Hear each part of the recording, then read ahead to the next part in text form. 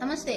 आज Modi ji Trinidad and Tobago 5 days international tour में से एक कैरेबियन जो नेशन है उससे मिलने गए हैं। तो हमारा ट्रिनिडाद एंड टोबैगो से इतना तगड़ा रिलेशन है कि 1845 से 1917 तक हर गंदगी का पीछे जैसे ब्रिटिशन का कॉलोनिज्म रहती है, ऐसे ही वो लोग उत्तर प्रदेश और बिहार से 85% हिंदू पॉपुलेशन, 14% मुस्लिम पॉपुलेशन को वहाँ पे शुगर प्लांटेशन के लिए लेबर की तरह लेके गए हैं। तब से वो लोग वहीं पे रह रहे हैं कि और आज कोइंसिडेंस है कि मोदी जी वहाँ पे जाने पर 180th एनिवर्सरी हो रही है, जो इंडियन एथनिक ग्रुप वहाँ जाकर सेटिल है। तो 1.4 मिलियन इंडियन ट्रिडेरियंस एथनिक ग्रुप वहाँ पे है। इन लोगों को मोदी जी अब एड्रेस कर रहे हैं पार्लियामेंट में। तो ये चीज कोइंसिडेंस है। तो ये कोइंसिडेंस वाली बात है कि 1.4 मिलियन इंडियन ट्रिडेरियन एथनिक ग्रुप को आज मोदी जी पार्लियामेंट में एड्रेस करने वाले हैं। वहाँ के प्राइम मिनिस्टर कमला प्रसाद जी बिहारी का बेटी है और ये क्रिस्टियन कैंगेलो को 2025 में प्रवास भारतीय सम्मान से सम्मानित गया है। तो इतना कल्चरल टाइप्स है वहाँ पे भी, दिवाली, होली, एथनिकल कल्चरल। और मोदी जी यहाँ से सरयू नदी का पानी और राम मंदिर का रेप्लिका लेके गए हैं उन लोगों को देने के लिए। वो लोग खुद को इंडियंस मानते हैं। 1930 में वंदे मातरम मूवमेंट में वो तगड़े सपोर्ट दिया वहाँ पे बैठकर भी। उनको 62 में ब्रिटिशर से उनको इंडिपेंडेंस मिली। तब से लेकर वो लोग अभी डेमोक्रेसी है। एक कैरेबियन कंट्री होते हुए भी इतना जियोपॉलिटिकली इम्पोर्टेंट है क्योंकि हमारे इंडियन का उनको 1962 में इंडिपेंडेंस मिला है। वो तब से लेकर वो डेमोक्रेसी ही फॉलो कर रहे हैं। वो भी एंटी कॉलोनिज्म नैन को सपोर्ट करते हैं और यूएन में हम लोग साथ सहयोगी है। तो ये हमारा उनका ट्रेड भी 300 मिलियन तक यूएस डॉलर ट्रेड है। वो लोग हमको केमिकल्स और एलपीजी देते हैं, जो कतर में अमेरिका डिपेंडेंसी एलपीजी के लिए। तो छोटा ही देश है मगर इनका गल्फ से हमारा रिश्ता केवल पेट्रोलियम या एलपीजी के, मगर यहाँ से हमारा कल्चरल और एथनिक ग्रुप का रिश्ता है।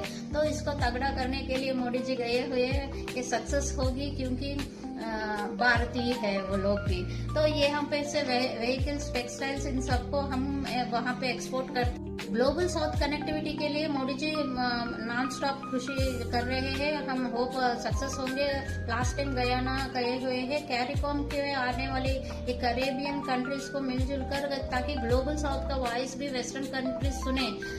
जिस तरह हमारे रिलेशन यूएस, कनाडा और गल्फ कंट्रीज है वो उतना नहीं है जितना टीएनटी से हमारा रिश्ते तगड़े, क्योंकि एथनिकल रिश्ते हैं। यहाँ पे आयुष सेंटर्स और मोदी जी इस बार वहाँ पे यूपीआई डिजिटल कनेक्टिविटी के लिए सपोर्ट देने के लिए गए हुए हैं और वहाँ पे टेक्सटाइल का सपोर्ट और एग्रीकल्चर, आयुष, ये सब करने के लिए गए हैं। तो ये क्या बोलते हैं, काउंटर बैलेंस होगी जब China belt and road initiative के तहत हम देखें। तो चाइना के लिए चाइना लोन देकर हर देश को डुबाती है, मगर हम ट्रू फ्रेंडशिप के लिए आगे बढ़। स्ट्रैटेजिकली और एथनिकली इम्पोर्टेंट कंट्री है टीएनटी।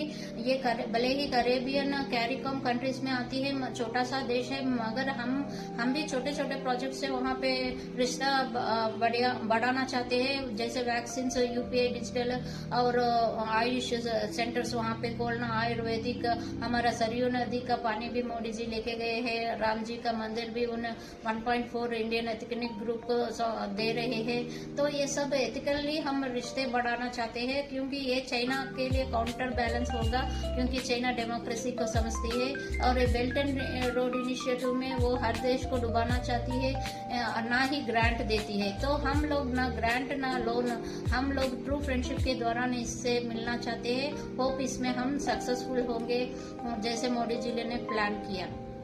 स्ट्रैटेजिकल लोकेशन में है ये टीएनटी और कैरिकॉम के वजह से गयाना और अर्जेंटीना, ब्राजील, ये सब हमारे कनेक्टिविटी देखे तो ग्लोबल साउथ का वॉइस भी अब वेस्टर्न कंट्री सुनने को है और ये काउंटर बैलेंसिंग होगा चाइना के साथ।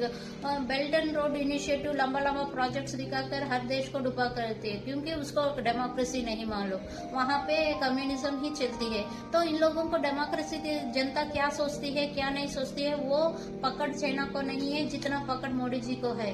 तो मोदी जी का जियो स्टैटिकल ये अप्लायंस क्या होती है, हम भले ही इतना बड़ा प्रोजेक्ट नहीं कर पाएंगे, मगर छोटे छोटे रिश्तों से ही बात बढ़ती है, छोटी छोटी बातों से ही बात बढ़ती है। तो हमारा रिलेशंस भी तगड़े होंगे। मोदी जी जिस तरह काम कर रहे हैं वो सक्सेसफुल होंगे ये कैरिकॉम और ग्लोबल साउथ वॉइस सुनाने के लिए। All the best Modi ji. जय हिंद, जय भारत।